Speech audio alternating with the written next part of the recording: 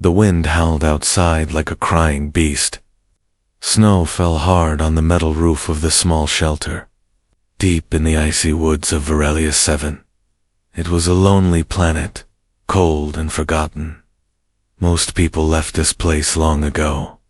Only one human remained. Here Jake. Jake was a mechanic. He lived alone in his small shelter, fixing broken machines from passing traders. Tonight, like many other nights, he sat near his old heater, drinking warm tea and listening to the storm outside. The sky was dark.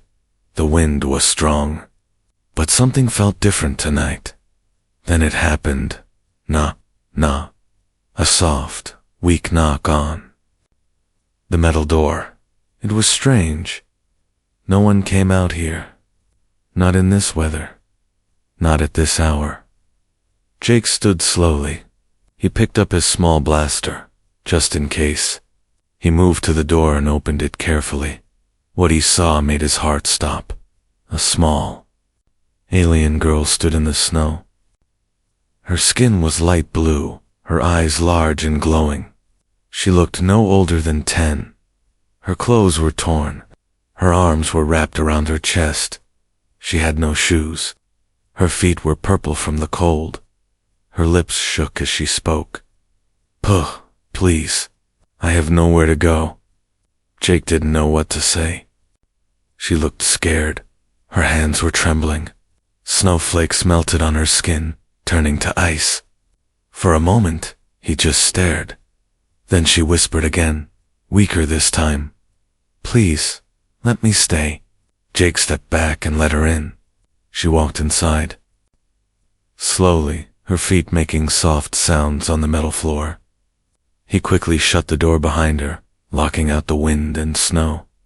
He grabbed a blanket and wrapped it around her small body. Then he handed her a cup of warm soup. She held it with both hands but didn't drink. Instead, she looked at the door, as if afraid someone would follow her. Jake sat down across from her. "What's your name?" he asked. She looked at him, her eyes full of fear and sadness. "Liara," she said quietly. "Where are your parents?" he asked. Liara looked down. She didn't answer. Jake didn't push. He could see she was too tired, too scared. "You let her rest." She sat near the heater, her eyes slowly closing. But before she fell asleep, she looked at the door one more time. Jake noticed it. She wasn't just cold or tired. She was running from something. Something dangerous. That night, Jake couldn't sleep. He sat in his chair, listening to the wind and watching the shadows move outside the window. Then, just past midnight, he heard something again. Scrape, scrape. It wasn't a knock this time. It was like something sharp dragging across the metal. Jake stood up. He picked up his blaster and walked slowly to the door. He opened it just a crack and looked outside. There was no one there. But on the door he saw it. A strange symbol, scratched into the metal. It wasn't human writing. It looked like alien tribal marks. Jake stared at it, heart pounding. Someone had come. Someone had seen the girl, and they had left a message. He went back inside. Liara was still sleeping near the heater. Her face looked peaceful now, but Jake knew peace wouldn't last long. Someone was watching. Someone was coming. And he had just made a choice that could change everything. Asterisk. The morning after the snowstorm was quiet, but too quiet. Jake woke up early. The heater had gone out in the night. The air inside the shelter was cold, and frost had formed on the windows. He looked over and saw Liara still curled up under the thick blanket, breathing softly. Her small hands clutched the corner of the fabric like she was afraid someone would take it away. Jake stepped into the kitchen area and warmed up a cup of soup. He placed it near her without saying a word. A few minutes later, Liara's eyes opened. She sat up quickly, looking around, as if she had forgotten where she was. When her eyes found Jake, she relaxed just a little, but not fully. "Did you sleep?" he asked gently. She nodded. "Are you hungry?" Liara didn't answer.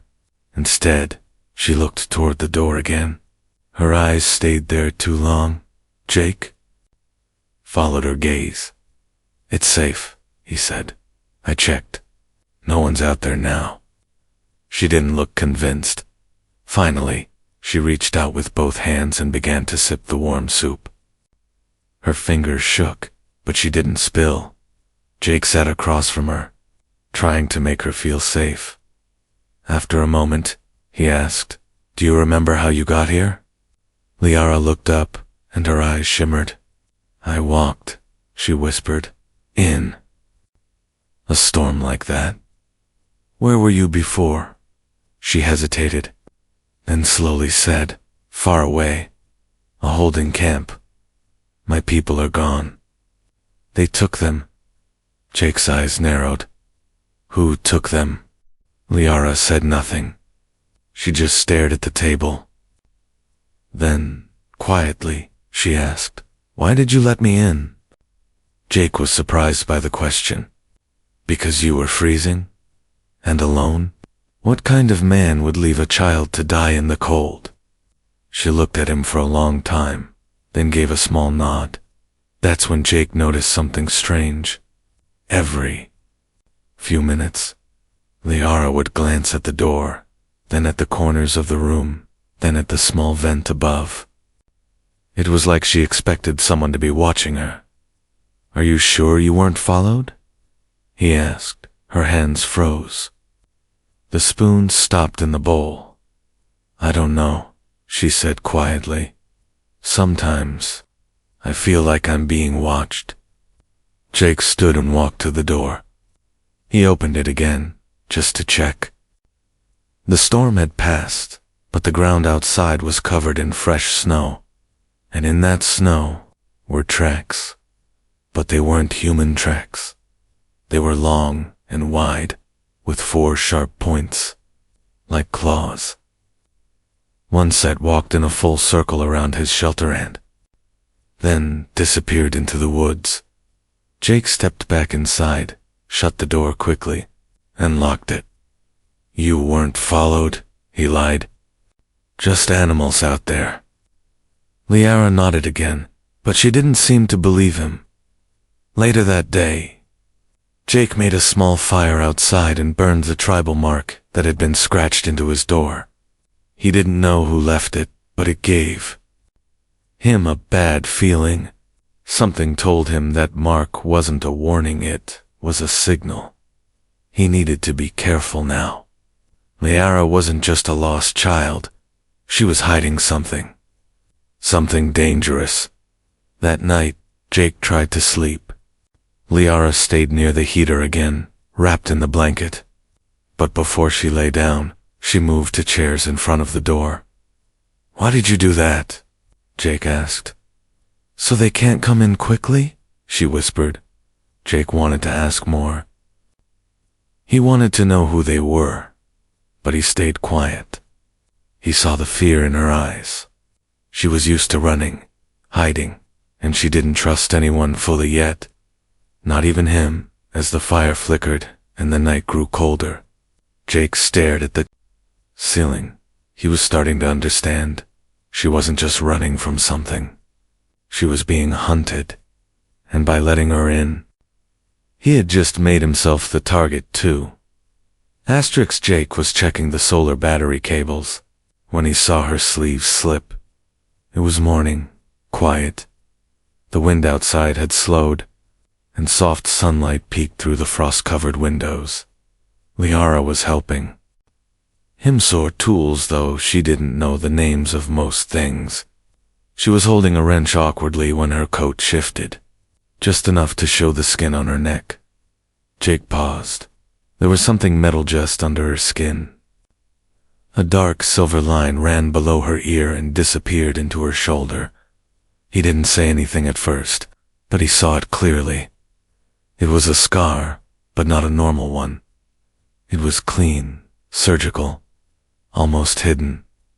Later, as they sat near the heater, Jake handed her a warm cloth for her hands. "You okay?" he asked. Liara nodded, but her eyes didn't meet his. He hesitated, then said softly, "That scar on your neck. What is it?" She froze. Slowly, she reached up and touched the spot. Her fingers trembled. "They put something in me," she said. Her voice was soft. "Flat? A trekka?" Jake's heart sank. "A trekka? Who put it there?" She whispered. "Hunters. From the camps. They said if I ran, they'd find me." Jake stood and grabbed his scanner. It was an old device, but it still worked. He pointed it at her, and the screen blinked red. There was something active. Broadcasting? "No wonder you kept looking over your shoulder," Jake muttered. "You're a walking signal." Liara looked like she wanted to cry. "Can you take it out?" Jake sighed. "I'm no doctor, kid. If I mess up, I could hurt you badly." She lowered her eyes. "Then they'll come." Jake paced the room. "No, I won't let them. There's an old outpost, a day's walk from here. A trader's station. They have medical tools. Maybe someone there can help." Liara's hands clenched the blanket tighter. They watched those places. Jake looked at her, eyes serious. "Then we'll go quietly, at night. They won't expect us to move so soon." Before she could answer, the cabin's sensor alarm buzzed softly. Jake moved to the panel. Something was within 100 meters of the shelter circling again, but this time, it wasn't alone. 2 signals. He turned off the scanner, walked calmly back to Liara, and whispered, "Pack your things." Quietly. She didn't ask questions. She didn't cry. She just nodded and started putting things in a small sack. Jake opened a floor panel. Beneath it was a tunnel and old maintenance shaft that led into the forest. He hadn't used it in years, but now it was their only chance. "You go first," he said. "Stay low. Don't speak. I'll close it behind us." Liara crawled into the dark tunnel. Jake followed, pulling the hatch shut above them. The tunnel was cold and narrow. The walls were damp. Their breaths were quiet, puffs in the silence. They walked for 10 minutes, maybe more. Then finally, they reached the hidden Exeta pile of rocks outside a frozen creek. Jake pushed them aside and helped Liara out. The forest was still. The sun was low. Long shadows covered the snow. Then they heard it. A sound like clicking, meta, and a deep hum. Not far behind, Jake grabbed her hand. "Run!" They ran through the trees, breath fogging the air, boots crunching the snow. Liara was small, but she kept pace. When they finally stopped to rest, Jake looked back. And there, standing far behind them, half hidden in the trees, was a tall figure. Its eyes glowed faint red. It didn't chase, it just watched. Asterisk. The fire didn't warm them, not this time. Jake and Liara sat behind a fallen log deep in the forest, a tiny flame hidden under rocks and dry branches. The smoke rose slowly, barely visible in the cold air. Their clothes were damp, their faces pale. Their breath came out in clouds. But Jake's mind wasn't on the cold, it was on him, the figure they saw in the trees. The man with glowing red eyes. He hadn't chased them. He didn't need to. He was tracking them, slowly, patiently, like a hunter who already knew where his prey would stop. Liara hadn't spoken since they fled the tunnel. She stared at the fire with blank eyes, holding her knees close to her chest. Jake sat beside her, blaster across his lap. "Do you know him?" he asked quietly. She didn't look up. He's not a man. He's a seeker. Jake frowned. A seeker. She nodded. They work for the camps. They find runaways. They don't sleep. They don't talk. Just follow and take us back. Jake clenched his jaw. And what do they do when they catch you? Liara's voice dropped to a whisper. They put us in the dark rooms. No food. No water. They say we're defective. Jake looked at her with shock. But you're just a child. They don't care. A sharp wind passed through the trees. Jake tossed more wood into the fire and pulled the blanket tighter around her shoulders. We'll reach the outpost by sunrise, he said. There's a medical pod there. I'll remove that tracker from your neck. Once it's out, he can't follow. Liara turned to him. What if he already knows where we're going? Jake paused. He hadn't thought of that. They sat in silence for a while, then dash crack. A sound behind them. Like a branch snapping. Jake stood fast and aimed his blaster. But there was nothing there. Just trees. Wind. Or maybe something hiding behind both. He didn't wait to find out. Let's move, he said. They left the fire behind and headed north, walking fast through the snow. Liara was tired, but she didn't complain. Jake kept checking their back trail. No red eyes. No sound. But that made it worse. Because something about this seeker wasn't normal, and Jake was starting to believe he wasn't just chasing. Era. He was studying them, watching how they moved. When they stopped, what path they took. Learning. When they finally saw the outline of the old outpost, its tall towers rising through the trees, Jake felt a brief moment of relief, but it vanished when he saw the gate. It was open, and the lights were off. They stepped inside slowly. The station looked abandoned. Tools scattered on the ground. Doors half broken. Terminals cracked, like someone had left in a hurry, or had been taken. Jake moved Liara into a storage room and told her to stay hidden. Then he searched for the medical pod. He found it in the back hall, still working, glowing blue. But something felt wrong. The door to the pod was already open, and inside was a single boot print, wet, heavy. Toed. Jake S blood ran cold. He turned around and saw a red light flash across the far wall. He ran back to Liara, but the room was empty. Her blanket was still there, and so was a new mark, scratched into the wall, a symbol, the same kind that was once left on his door. Jake's hands shook. She was taken, and the seeker was no longer just watching. He had made his move. The sound of her voice was Ganand. That silence hurt more than anything. Jake stood in the cold storage room, breathing heavily. His hands were dirty. His heart was pounding. And Liara was missing. She was just here. Now she was gone. He touched the mark on the wall again. It was fresh. The metal still had a sharp edge where the seeker had carved it in. Jake slammed his fist against the wall. Damn it. But anger wouldn't bring her back. He forced himself to calm down. Think the seeker couldn't have gone far, not with a child in this terrain. And Liara, she wouldn't go without a fight. Even scared, she had spirit. Jake stepped outside the outpost, snow crunching under his boots. The sky was darker, now clouds forming again. A storm was coming. He spotted the footprints quickly, deep, heavy, moving toward the eastern ridge. He followed them. Fast as he ran, his mind raced back to the firelight in his shelter, to her holding the cup of soup with shaking hands, to the moment she asked, "Why did you let me in?" Because no one else did. Because she was just a child, freezing and alone. And now, someone wanted to erase her like she was nothing. No, not while Jake was alive. After 20 minutes, the tracks stopped right at a frozen river. The ice stretched wide, and in the center stood the seeker. And beside him Liara. She was on her knees, hands tied in front of her, face pale but still strong.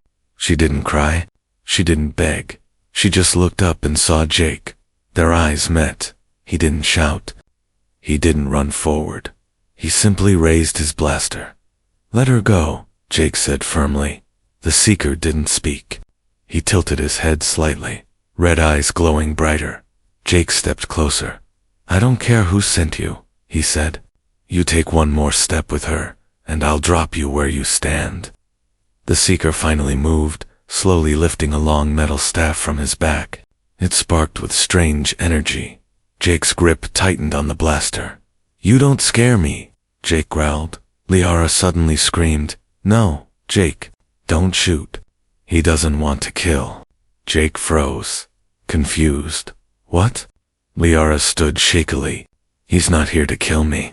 He's here to take me back to them. To the people who own my voice." Jake blinked. "Your voice?" She nodded slowly. "I didn't tell you everything. I'm not just a runaway. I'm the last voice bearer of my kind." "What does that mean?" "My voice has power," she said. "It can command machines, and minds, but they control it with the implant. They use it like a weapon." Jake's heart sank. She wasn't just in danger, she was the danger they wanted to control. Liara looked at him, tears in her eyes now. "If I go with him, they'll use me to start wars." Jake stared at her, then at the Seeker. Then he made a choice. He dropped his blaster to the snow, slowly lifted his hands. "Let her go," he said, stepping forward. The Seeker raised his staff, but Jake didn't flinch. "You want power?"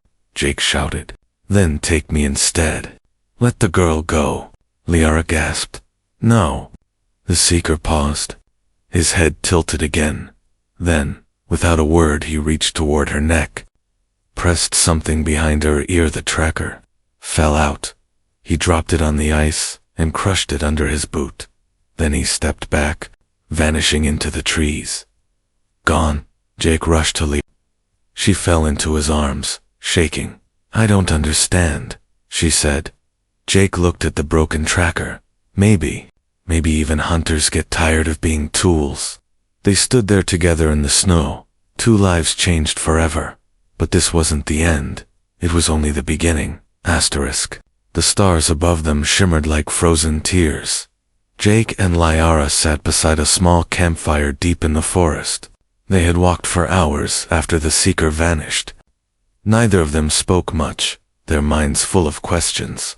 Jake kept checking the sky, waiting for drones or ships to appear. But the night stayed silent. Still, the silence didn't bring peace. Jake looked at Liara. She sat with her legs crossed, her arms wrapped around her body.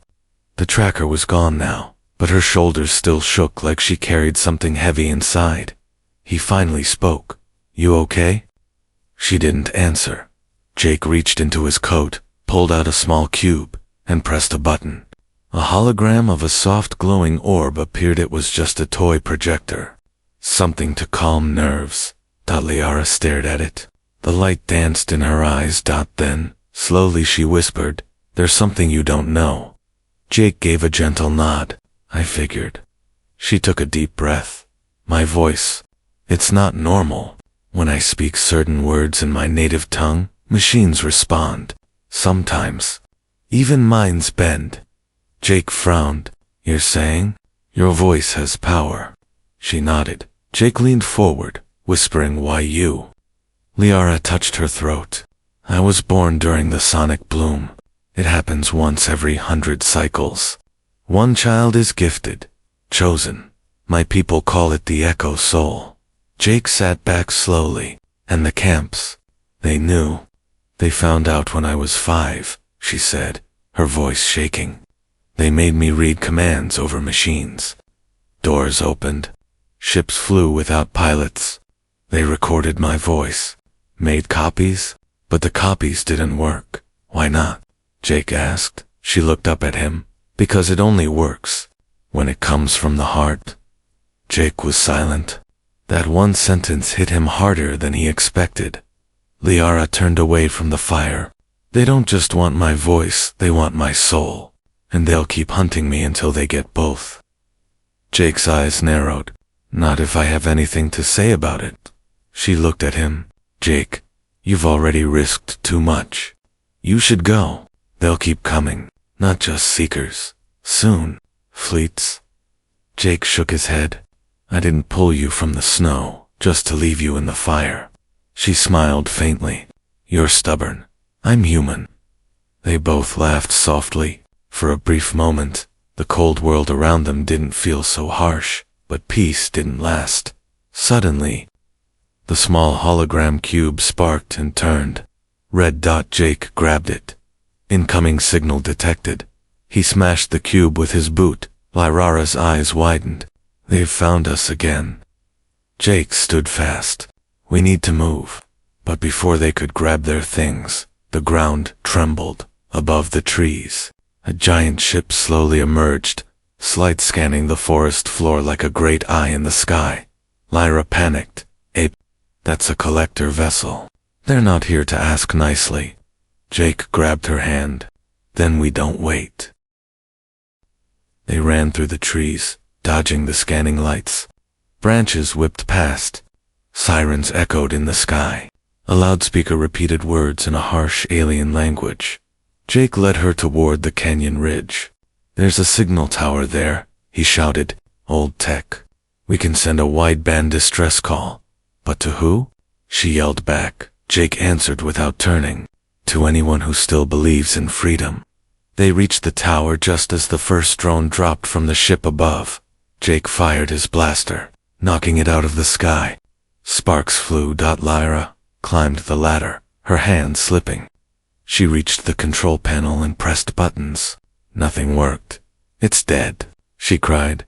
Jake looked at the wrecked machine, then at her. Use your voice. She froze. What?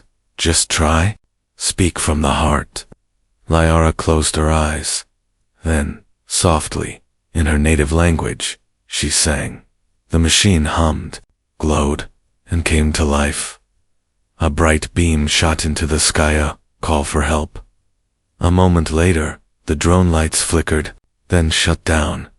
The ship above began to rise, its engines confused, its systems disrupted. Lyra opened her eyes. Her voice had awakened something ancient and far above, in the darkness of space. Someone was listening. A light answered her voice, far above the dark sky. Beyond the clouds and stars, something responded to Lyra's song. It wasn't just a signal bounce, it was a presence. A shift in the silence of space. The ancient tower glowed like a star reborn. Jake shielded his eyes from the bright beam shooting into the sky. Did it work? He shouted. Lyra opened her eyes, voice trembling. I think. Someone heard. But there was no time to celebrate. The collector ship circled again, angry now. Engines roared above the forest. Dozens of small drones dropped like metal rain. Red lights danced through the trees. The seeker hadn't come this time, but his masters had. Jake grabbed his blaster. We hold them off. Just a little longer. Lyra's voice shook. Jake, there are too many. I've faced worse odds with less sleep. He joked, trying to smile. He placed her behind the tower wall and knelt in the snow. His coat flapped in the wind. The cold didn't matter now. This was where the line was drawn. Drones swooped down. Jake fired, hitting the first, then the second. Sparks rained across the trees. He rolled, ducked, fired again. But there were more. Too many. One drone shot toward Lyra. Jake dove in front of her, blasting at midair. But a sharp piece of metal cut across his arm. He cried out, but stayed standing. Lyra rushed to him. Stop. You're hurt. Jake gritted his teeth. If I fall, they'll take you. She looked up at him, tears in her eyes, and said, Then let me stand too. Jake blinked, and then she stepped into the open snow, lifted her hands, and sang. Not softly this time. Her voice echoed like wind through crystal, powerful and deep. It wasn't just sound, it was command. Trees bent. Snow lifted. The drones stopped mid-air and buzzed, confused. The collector ship above flickered. Lights shut down. Engines stalled. Then from above, boom, a human ship burst through the clouds, weapons hot. Behind it, more vessels appeared, ships of Earth fleet, fast, fierce, unforgiving. Lyra's signal had worked. Humanity had answered. Jake stared in awe as Earth fleet fired beams that tore through the collector ship's shields. Drones fell from the sky like burning meteors. The invaders had no time to react. They hadn't expected a response. They definitely hadn't expected a human to protect her. Within minutes, the battle was over. Smoke rose above the trees. The snow was quiet again. Jake sat in the snow, bleeding but smiling. Liara knelt beside him, holding his hand. Then a shadow fell over them. It was a tall Earthfleet officer, helmet off, face stern but kind. "We received a signal," he said. "From a lost princess, it seems." Jake raised an eyebrow. "She's more than that." Liara stepped forward, her voice soft. "I don't want to be a weapon. I just want to live." The officer nodded. "Then you will. Earthfleet protects its own, and those who stand beside them." Weeks later, Jake sat in a hospital bed aboard a space station, arm-wrapped, sipping coffee. The door opened. Lyra walked in, wearing clean clothes now, eyes brighter, skin healthier. "You came back," Jake said with a grin. "Of course," she smiled. "You gave me a home. I thought it's time I returned the favor." She handed him a small silver badge. "What's this?" he asked. "It's a citizen's medal. You're one of us now." Jake chuckled. "Guess I'm not just a grumpy mechanic anymore." She sat beside him. "You saved me, Jake, not just from the snow, but from being forgotten." Jake looked at her. "No," he said. "You saved yourself. I just opened the door."